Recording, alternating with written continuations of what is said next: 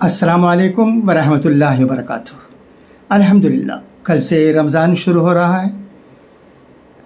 दुआ है कि अल्लाह इस महीने में हमें ज़्यादा से ज़्यादा इबादत करने का मौका अता करे। हमारी कोशिश ज़्यादा से ज़्यादा अल्लाह की तरफ जाने का होना चाहिए।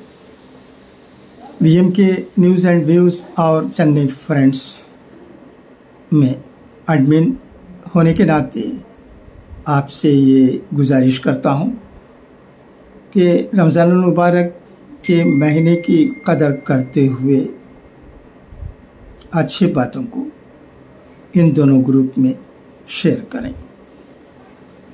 बेकार की बातों से हमें परहेज़ करने की ज़रूरत है। खुदा हाफिज़, फ़ी अमानिल्लाह।